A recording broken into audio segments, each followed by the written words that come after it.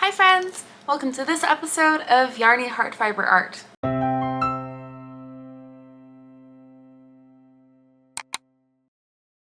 My name is Jess. You can find me on Instagram at yarnyheart, and this is the show where I talk about all the yarny things that I've been up to. In this episode, I have 1.5 finished objects, a couple new cast-ons, and some updates on some of the things that I've been working on that I've shared with you previously. Yeah, so without any further ado, let's go ahead and get started. Now that summer is upon us, I get pretty bad lip eczema, and so I'm not really wearing any like nice lip products. Today we're kind of going au natural this episode. I'm not sponsored or anything, but I am just using this bee balm. If you've seen bee balm around on Instagram or whatever, it's just really nice and gentle, all natural ingredients, and it tastes a lot nicer than a lot of the other all natural or like medicinal lip products out there. So I've been enjoying this bee balm. I think this is the pumpkin flavor that was seasonally available last fall, but so a side tangent over, let's get into some things that I've actually been knitting. So I will start off, and when I started off, I don't think I counted this as part of my finished object, so to speak. I do have these to share with you. I mentioned a little while ago how I was working on these crochet amigurumis as part of a donation for a silent auction going on at my workplace. And so I really only ended up making like 2 because yeah, I don't know, I even have so much like leftover of this like chenille fuzzy bulky yarn. But I don't know, like they just kind of get boring after a while of making the same one over and over again. And that was kind of something that I ran into also back in the day when I used to run an Etsy shop and make amigurumi and other crochet things for sale. I just got really bored making the same thing over and over again. So unfortunately I lost interest kind of quickly, but I did make 2.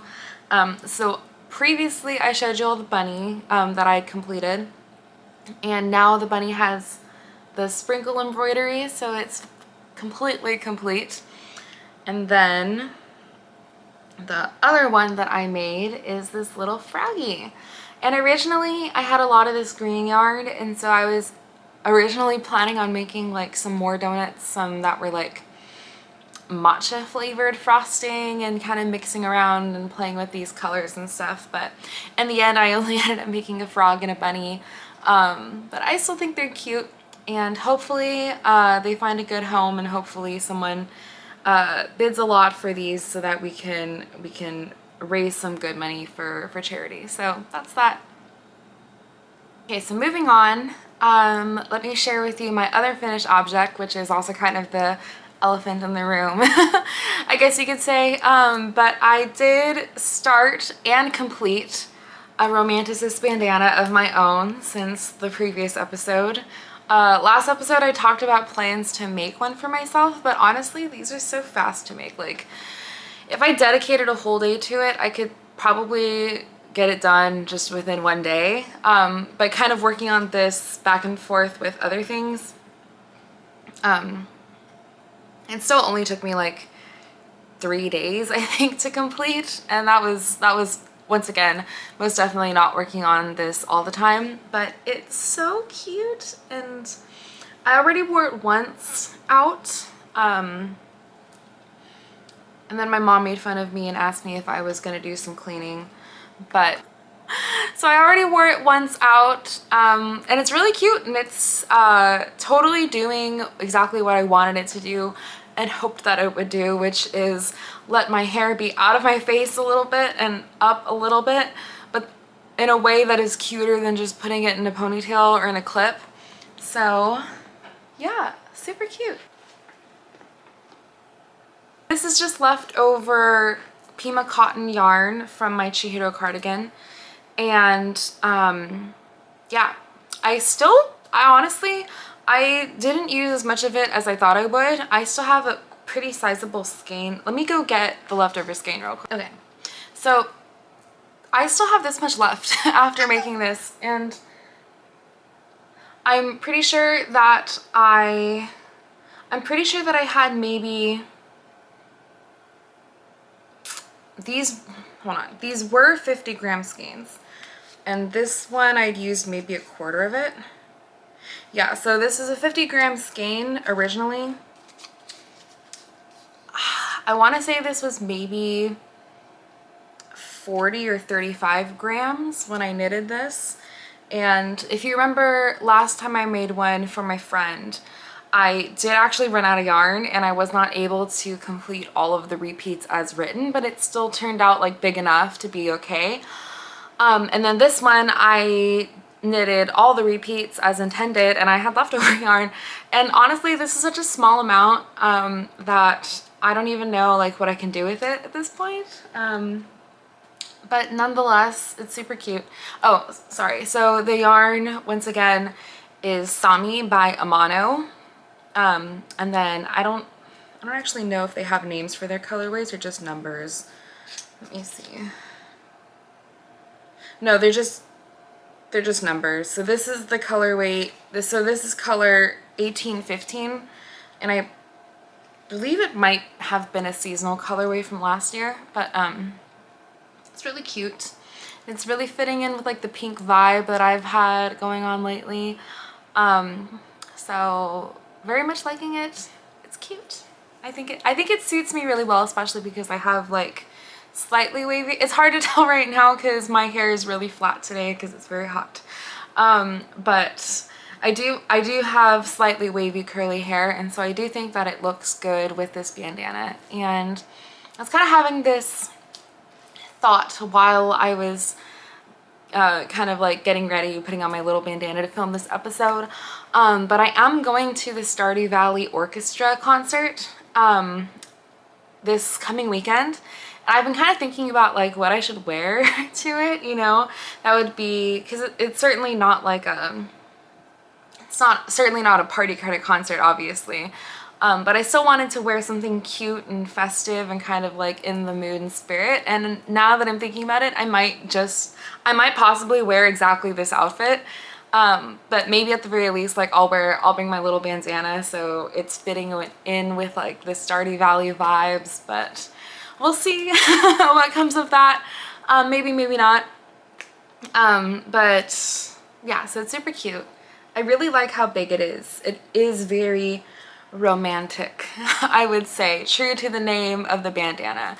And I'm so like scatterbrained right now. I don't think I even mentioned specifically the pattern, but this is the Romanticist bandana by Meredith Campbell. I have knitted this pattern once before, but this is the first time that I'm making it for myself, and I really like it.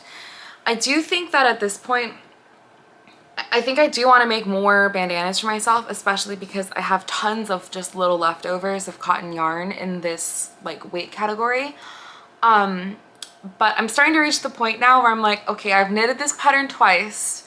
As I mentioned earlier with the donut patterns, I am not usually the kind of person that enjoys re-knitting patterns over and over and over again. So just for the sake of that, I might branch out and look for a different bandana pattern if I want to make more for myself in the future. But it's a really good pattern. Like, I have zero complaints about the pattern itself. It's very well written, it's cute, it's simple. I have zero complaints about the pattern. But just for the sake of my sanity, I might consider not re-knitting this once again, like yet again, and finding a different pattern to knit in the future. But I still think it's super cute. Yeah. And then speaking of my current outfit, I am also wearing my Dulcinea top, which was a pattern test that I did for Stitches and Burn a couple episodes ago. Sorry, there's like a fuzz. Yeah. So this is my Dulcinea top, which was a crochet pattern test for Stitches and Burn that I did a couple episodes ago. And if you're interested in hearing more about the process of that and kind of the rundown of how the finished object went, you can check out that video, which I'll probably put a card right here that links to that video, so you can go ahead and check it out there. Yeah, so that is my finished object, my main finished object for this episode. And I mentioned that I have 1.5 finished objects, so that will kind of segue us into my works in progress, I guess. So I'm sure everybody's familiar with the Cinnamoroll sock project bag at this point. I did share my progress on these last episode when I was kind of first starting out. Sorry, there's like dog hairs in here. So this is my first finished very berry garden sock. So I think when I shared it last time I was somewhere here-ish. I hadn't gotten to the heel yet. But that's done. Or one of them is done. And yeah, I've only worn these just to like try them on. They fit great. And whoops. So they fit great. If anything, a little tight, which is interesting because I knitted the largest size in the pattern. And I mean, I never gauge swatch for socks because I kind of feel like there's no point in me gauge swatching for socks because like what am I going to do? I'm not going to use a different yarn or different needles, so I'm kind of like, you know, what's the point of gauge swatching for a sock because nothing, you can't change anything except the size, I guess. But I'm starting to realize now that my sock knitting gauge might be quite tight compared to a lot of other people because the 9-inch circulars that I use, I believe they are size 1s, and a lot of the times the sock pattern will call for a size 2 needle. But I've found that, because I used to knit socks on size 2 DPNs. That used to always be the way that I knitted socks. But having used the size 1s now, I think I like the gauge of the size 1 needle better. So even though it is a tighter gauge, I think I like the gauge a lot better because you can kind of see in the stockinette. Let me stick my hand in here. I'm trying to stick my hand in here without catching all my rings on the underside. In hindsight, I probably should have taken them off or used my other hand. Anyway, so you can kind of see that the stockinette here is a little bit tight, but I really like that because I've found that a lot of the socks that I've knitted with size 2s, the stockinette's a little gappy for my taste, or it's a little bumpy on the underside of my foot, and I don't really like that as much. And so for me, knitting socks on size 1s, when I'm on these stockinette portions, like with the base of the foot, or like the underside, what's the word? Like the sole of the foot, or even the heel or the toe box and stuff, like I think I prefer the tighter weave of the fabric. So in the future, I guess that just means for me that I have to keep in mind that my gauge is going to be a little tighter and that I need to probably size up the socks that I knit. Which like that's okay. So I keep forgetting to credit the designer whenever I introduce these patterns that I'm knitting, but these are the Very Berry Garden Socks by Yucca. And I'd shared last episode about the different variations that are included in this pattern because it's a kind of a pattern bundle where there are several main motifs here that you can choose from. And then you can mix and match different design elements to kind of make a unique sock. And I believe there are 39 different sock combinations. So what I'm about to say here probably won't make much sense unless you already own the pattern. But you know, I don't want to give the pattern away. And so this is just for if you already own the pattern or if you are planning to purchase the pattern based on this, just so that you kind of know what options I took. So if you want to come up with a sock that looks pretty much like this, then you'll know what options I did, if that makes any sense. So for the toe, I did the twisted rib option. I thought it was really cute. This is one of the first things that attracted me to this pattern. There we go. So for the toe box, I did the twisted rib option. And then for the main lace on the foot, this is the mixed berry option. And then for the heel, I just did a regular slip stitch. I kind of figured there's enough going on already with the yarn speckling and everything else that I should just opt for a regular slip stitch. And then for the leg portion, I did the dots. You can kind of see the texture of the dots a little bit there. And then I don't think there are any options for the cuff. I think it's just twisted rib no matter what. So those are all the options that I took. My one complaint, this is, I feel like, the only complaint that I have about this pattern, is I don't like the bind off that they suggest you do. And it's supposed to be a stretchy-ish bind off, but I just find that it's not stretchy enough for me. And so even now I am deciding whether or not I want to rip it back and just do like an Italian bind off, which would give it a nice finished edge. I feel like a lot of people don't do Italian bind off for socks because they feel like the juice is not worth the squeeze for it. But I like I mentioned previous episode also, I don't really mind doing Italian bind off, and you know, like if it gives a nice finished edge to these socks, because you can kind of see how, and I've only tried this on a couple of times. These are not blocked also, I should add. And you can kind of see how the top is warping a little already. And I've only worn this a couple of times. So even, and it really doesn't stretch all that much. And so I'm kind of getting the sense that this bind off, like once it stretches, it does not have enough memory to go back to the way it was. So I've decided that what I'm going to do is I'm going to finish knitting the other sock and then kind of use that time to decide if I feel like it's worth it to rip back this bind off and redo it as an Italian bind off or not. So that's kind of my thought process on this. Other than that, I really love the sock. It's super cute. The motif is actually pretty easy to memorize after a while. Like, and I'll show the little progress I have in my second sock in a bit here. But on that second sock, I find myself referring to the pattern a whole lot less than I did for this first one, just because I have the chart like more or less memorized at this point. Yeah. And then let me just touch on the yarn that I'm using real quick also. So this is a shop exclusive from Firebird Yarns in San Francisco, which is a local yarn store in San Francisco.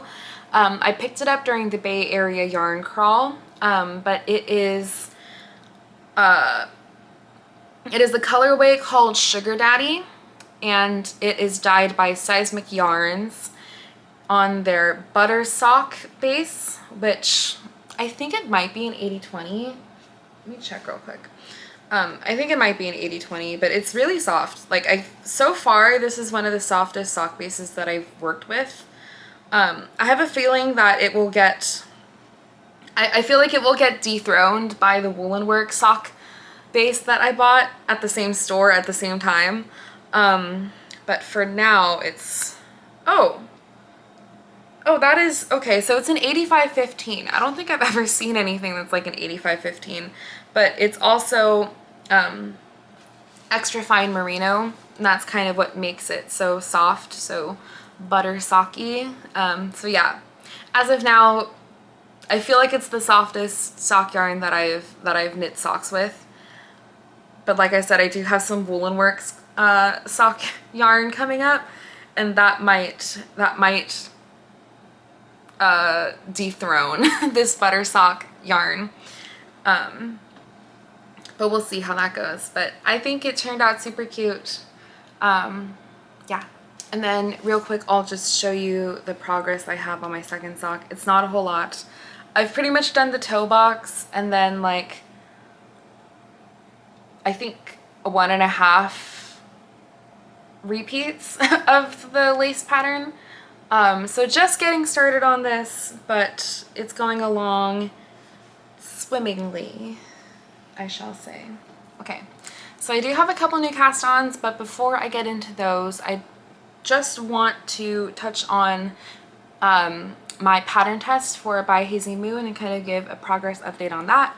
So this is the Snowfall sweater, and it's going to be part of a pattern duo that is either the Fall Snow vest or the Snowfall sweater, and the vest is obviously a vest, and the sweater is going to be a full-sleeved sweater, and I'm doing the sweater version.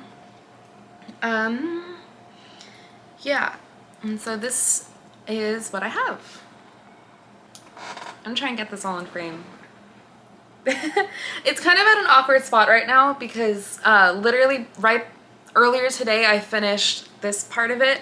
So it is bottom up and seamed, and it does have a v-neck as part of the construction, and so you kind of knit flat up to about where your bust is going to be, or where you want your bust to hit, top of your bust, and then you work one side doing decreases for the v-neck, and then now I just have to pick up, and well, this side is still on the needle, so I just have to attach my yarn again and then knit the other side up, and then these stitches are on hold for a 3-needle bind off at the shoulders. Yeah, I'd say it's going along pretty well so far. Like, I'm making pretty decent progress on this, I think. Yeah.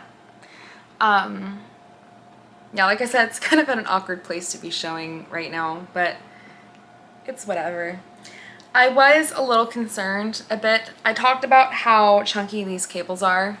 I was concerned a little bit at first because even though I did gauge swatch and I was hitting gauge well enough to be able to feel confident in knitting this, with everything, keeping everything the same, but as I was knitting this up, because it's supposed to be pretty oversized, I think I'm supposed to have like, I want to say like 10 inches of positive ease is what I'm supposed to get with this. And this has been, I steam blocked this earlier today. And so this has been steam blocked because it was certainly not this big while I was knitting it. And for me, you know, trying to keep in mind that cables do grow a lot, and this will grow even more once when I wet block it, and give it like a full soak and wash, it will grow more. Especially me trying to remind myself that that's exactly what happened with my Minori pullover, is it was tighter than I had anticipated. And even after steam blocking, it was tighter than I'd wished. But then after giving it a wet block, then it grew. So I'm trying to keep in mind that the same thing will probably happen to this, just because there's some very chunky cables here. So even though I'm hitting gauge, it was very compressed. And I was certainly having some concerns about the final fit. But even after steam blocking it, the cables opened up quite a lot. And so now I'm feeling quite a lot more confident about the final fit of this garment. Yeah, I feel like at this point I don't have a whole lot more to say other than that I think it's turning out really cute. Yeah. I'm also really enjoying because it's going to have a drop shoulder, as you can see. And so I am really enjoying the fact that when I put it up on myself like this, seeing how far that drop shoulder already comes off, even without the added weight of a sleeve being attached yet. So I'm enjoying how comfy, cozy, oversized this is shaping up to be. So yeah. And then the yarn that I'm using for this is Wool of the Andes Bulky Weight in the colorway Blossom Heather. Yes, that is what it's called. It's called Blossom Heather, which is, once again, this really pretty pink that is very strawberry smoothie-esque. And if I put it up to the camera, maybe you can see that it has a lot of tonal variation. And that's including like some like brighter pink specks and some even almost like red-ish specks, which just once again makes a very strawberry smoothie feeling. So I think it'll be super cute when I'm done with it. And yeah, once again, the deadline is August. I think it's like mid-August. So I'm definitely on track. I'm on track to finish far before the deadline, but I'm at the same time, I'm trying not to be lazy about it. Because I think the last thing I want to do is procrastinate this. And yeah, so this is kind of my main warm weather thing that I'm working on. And of course, there's so many sweaters that I want to knit, especially because even though it's hot and we're gonna get like a pretty intense heat wave over the next couple of days here, even though it's hot at night, it does get cool enough to knit on some of my warm weather garments, which is a pretty welcome break from working on summer stuff and working with like plant fibers and stuff. So I'm putting off casting on another sweater until I finish this, pretty much, because there's a lot of things that I want in it, especially things that I picked up during the yarn crawl that I want to knit. Like I really want to make a Seek jumper by the Petite Knitter. I really want to make that, and I stare at the yarn because my yarn stash is stored like kind of in view of my couch, and so like I stare at the yarn every day and I want to cast it on so badly, but I'm making myself wait until at least this is done because I just can't. You'll see when I show you my new cast-ons, I simply cannot split my attention any more than it already is. So I just need to finish something before I start another thing. I'm placing this limit on myself. So next up, I'm going to talk about some of my new cast-ons. Well, this one was my first new cast-on because I casted it on and I finished it all within the however many days it's been since I filmed the last episode. But I do have some others to talk about. Pretty much everything that I talked about in the last episode in terms of things that I wanted to cast on, I did actually end up casting on.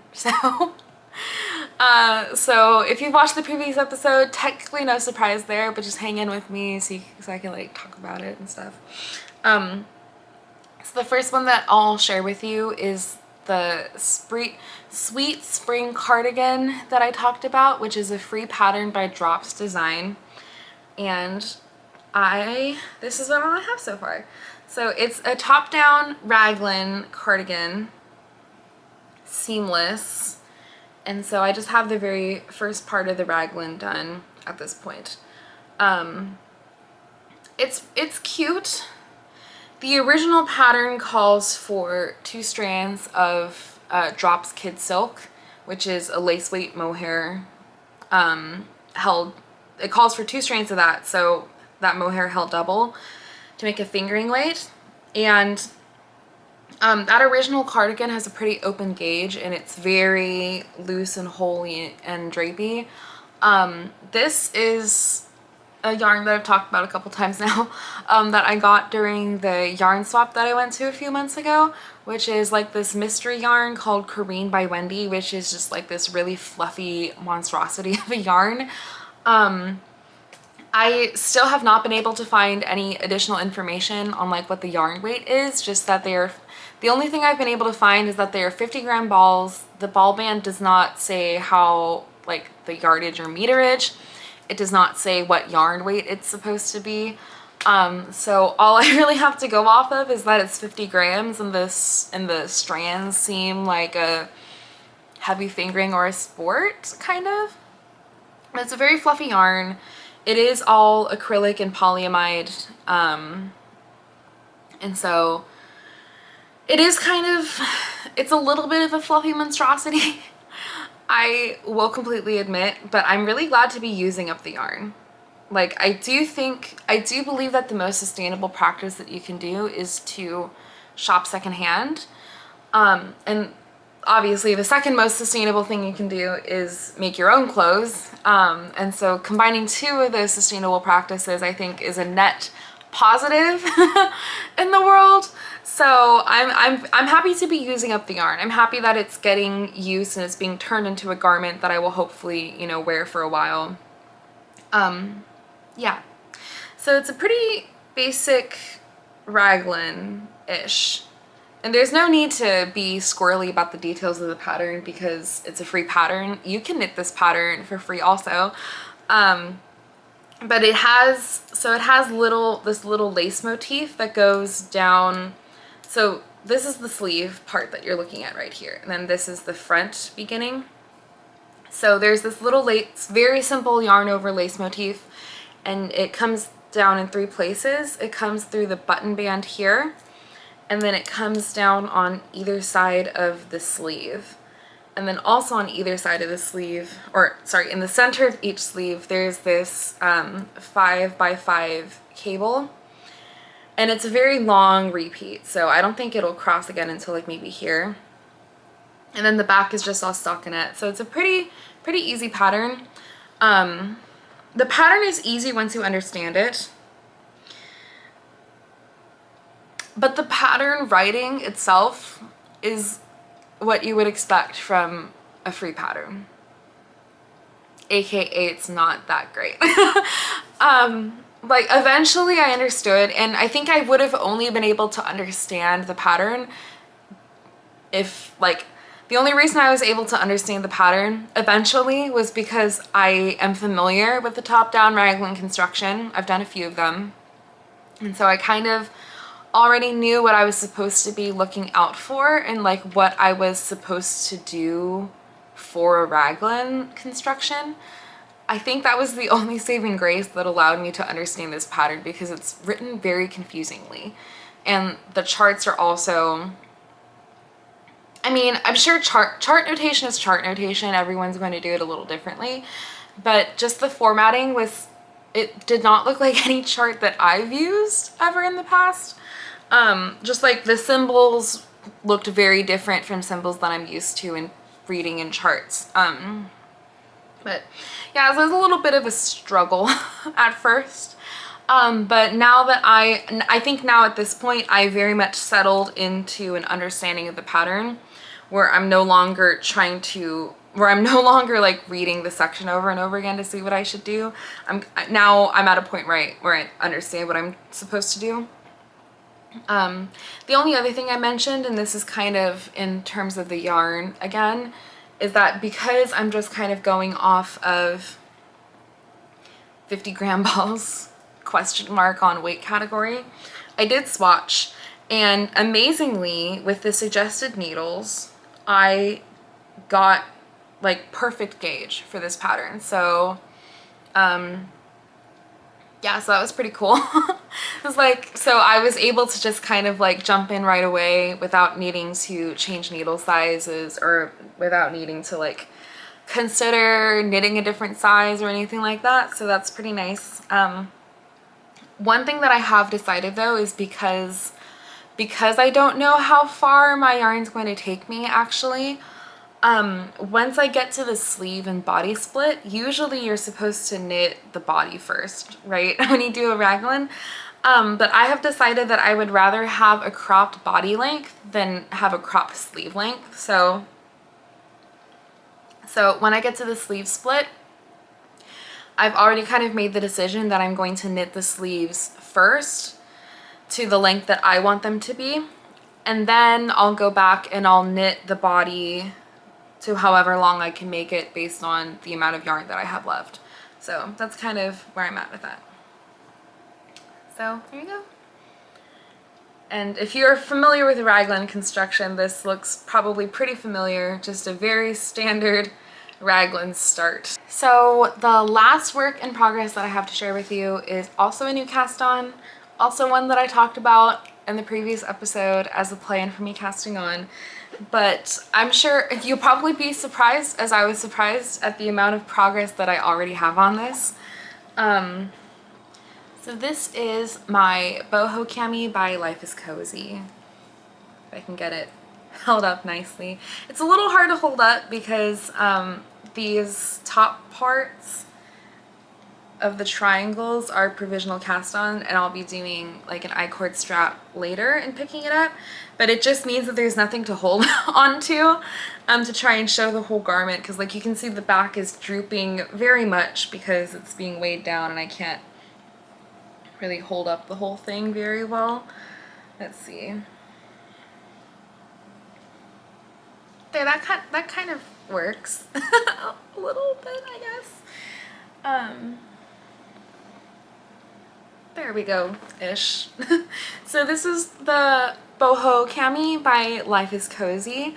And once again, I also talked about this in the previous episode about wanting to cast this on, and I did almost immediately, and I've been working on it pretty obsessively over the past like week or so. So last episode I talked about my Tolstati and how that was all stockinette, and I got very tired of doing all stockinette for that project. And now I can say with confidence that it was pretty much just because of the yarn. That one was 100% cotton. It was not mercerized cotton. It was just kind of like a very basic sport weight cotton. And it was at a very loose gauge, and it just didn't feel good to knit. And so I can now debunk the stockinette allegations, because this one is pretty much all stockinette. Or it is all stockinette. It's just when you start off doing the triangles and then you're working in the flat, but now it's just stockinette in the round until I'm done. And I'm enjoying it so much. And this yarn is just so nice. And I talked about the yarn and how I was excited to work with the yarn. This yarn is just so freaking nice. Like, I want to knit more summer garments with this. Like, if I could, I think maybe I would try and knit like all my summer garments with this yarn. It's so good. But this is Sincere Sheep. It's their coastal base, which is Shenica wool, Belgian linen, and mulberry silk. It's just really, really nice. I think it might be 50% wool. Oh, I have the ball band. Hold on. Yeah, okay, I was right. So it's 50% Shenica wool, 25% silk, 25% linen. And it's a sport weight, 410 yards. And the colorway is called Be Mine, which is this nice lavender. It's so freaking nice. I love this yarn. This is my new favorite summer yarn, like hands down, because like I've used a mono cami. Although I was crocheting with it, so I'm not sure if it counts. It was nice. But it did shed a bit. Like it does kind of stick to your hands when you're using it a bit and leave like some lint. I've done the Kinsenko cottons and stuff, hated it. I've used Illimani Sabri, which is alpaca and cotton. That one's not bad. It's pretty nice, but I have to say, after trying quite a few different plant-based combination yarns, this one takes the cake for me. It's really good. Yeah, it's so nice to work with. And it's like, it's just, you can see how drapey it is. So it's like, it's drapey, it's slightly crispy, it's cool to the touch, and like it's airy and breezy, but it's not like, it's not gappy. Like, you know what I mean? Like, it's got a beautiful drape, it's got lots of airflow, but like it's not gappy. And like, sure, it's a little see-through, a little sheer, but it's not like it still fills in very nicely. And I've heard, I haven't blocked this yet or even steam blocked it or anything, but the person who sold it to me was telling me that this yarn has a tendency to bloom when you block it. Like when you block it, it just kind of fills in everything and becomes the yarn weight that you knitted it to be, if that makes any sense. And so I'm also very confident that this will bloom really well once I block it. Yeah, I don't know, I feel like there's not much else to say. I'm still picking dog hairs out of this. I was over at my boyfriend's this weekend, and his dog got a hold of my knitting very briefly. Not enough to ruin anything, but he did get a hold of my knitting very briefly. So yeah. Oh, and then one other thing is that the back part has this,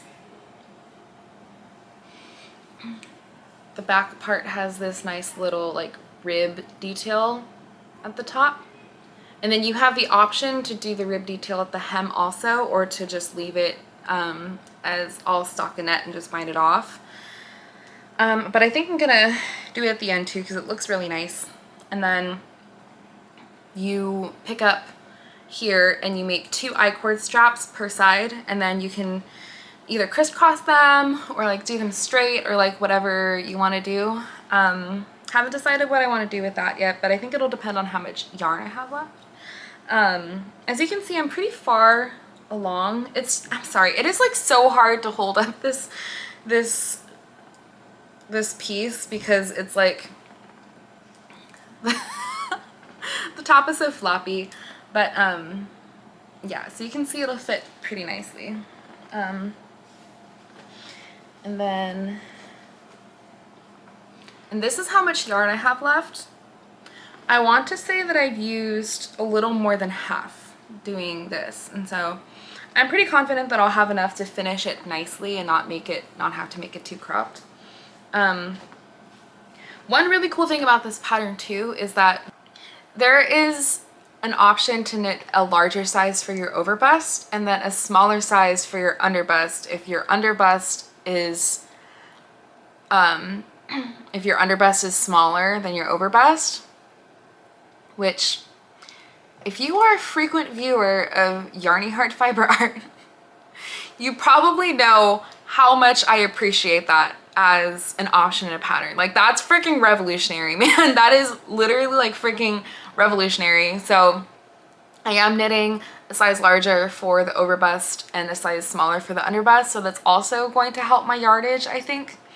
I completely forgot to mention this, but one thing that I did run into with this pattern is my gauge was way looser than her gauge, which is very rare because usually I have a very tight gauge. But her gauge was even tighter than mine. And so, no matter, I think I even did try and size down a needle, and that didn't help as much as I thought it would.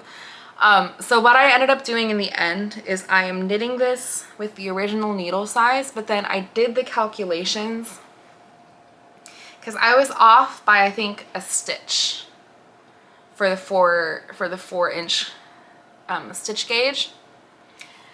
I think I was off by a stitch, and so I did some intense knitter math to figure out how many inches I would be larger than the stated finished garment size in the pattern based on my gauge. I actually calculated how much bigger it would be.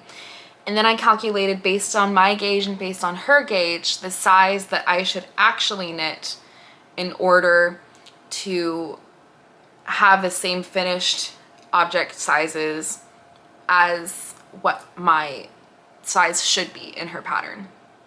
And so I did all that math. And my math told me that I should knit 2 sizes smaller than my actual size. But then I got scared. Like, it told me that I should knit 2 sizes smaller, but that seemed a little drastic to me, and I trust my math, but I don't trust my math that much. So instead I sized 1 size down in both the overbust and the underbust measurement, so I'm making a garment that overall is completely 1 size smaller than it should be. Knitting it now and being at this point, it's very much going to fit me, and I think it's going to fit me well. It remains to be seen. Like, I do feel like, especially holding up in the camera just now, I could see how big it looks. I think maybe I could have gotten away with doing 2 sizes smaller, but I'm sure you can understand, like, that seems like a drastic gamble. And, like, I really wasn't willing to make that gamble on my math. So I'll be happy with the results regardless, and I should have enough yarn to finish it out strong, and hopefully enough yarn to even do like the cute little tassel thing. So it should be okay. It should be okay. I'm hoping it'll be okay. So yeah, so that's it for all the things that I've been working on. Before I close out today, I do have one acquisition to share with you. Yeah. This is a complete impulse purchase. So last Friday I was working at a cafe that was near a yarn store, and then, you know, like during my lunch break, as you do, I was like, well, I can't not go into the yarn store. It's right there. So I went into the yarn store and I bought yarn. There's this pattern by Gregoria Fibers that's been popular lately, and I have desperately wanted to make one for myself. Like, her announcement post, I saved it because when I knew that I definitely wanted to make it once the pattern got released. I'm trying to pull up the listing so I don't get the name wrong. Okay, and I'll put a picture here, but this is the Vilma top by Gregoria Fibers, and I feel like this has been getting a lot of buzz with different podcasts and different knitters and on Instagram and stuff. I feel like it's been getting kind of a buzz, but so this is for the Vilma top by Gregoria Fibers. I'm in love with it. I think it's so freaking cute. But like the description, you know, the description on Ravelry is like, oh, what a lovely little top vest that you can wear with your nice summer dresses and stuff. And then the yarn used is like an Aran weight 100% wool. And I'm not sure where Gregoria Fibers is based out of, but here in California, with our California summers, that ain't gonna fly.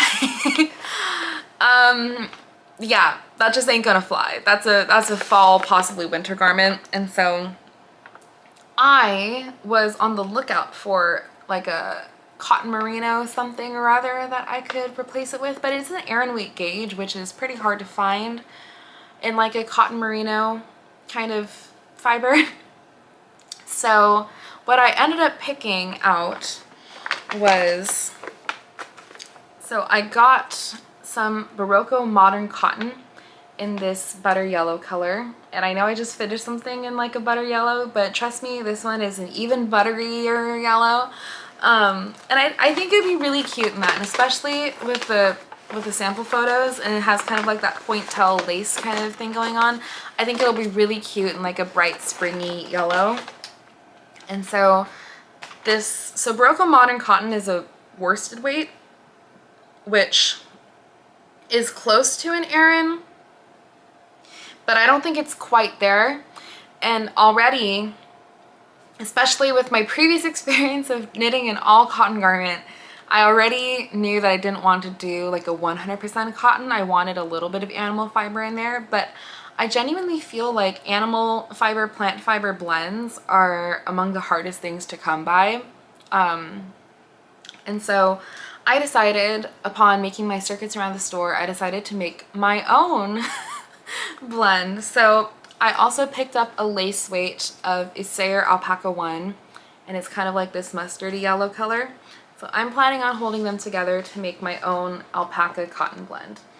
And by my guesstimation, this will probably end up being like an 80-20, which I think will be pretty nice. And for me, thinking of Illimani Sabri, which I have worked with, I'm pretty sure that's a 50-50 alpaca and cotton.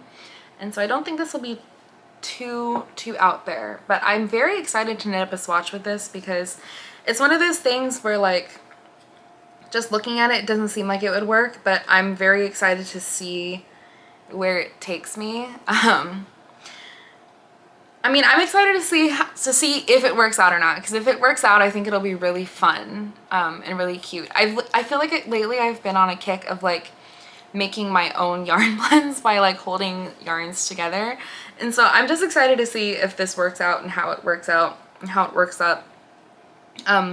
Pardon me, there is a correction for the Barocco modern cotton. It is 60% Pima cotton and 40% modal. Which modal is a fiber that is made from wood pulp. So it is also mostly natural with some man-made involvement, I guess you could say. But it is mostly natural. And so this being a 60-40, and then this will probably be a 80-20 together of this. So I don't have the brain to work out exactly what the percentages will be at the very end of all that. But we'll see. I'm very excited to update you on the progress of this whenever I get to it.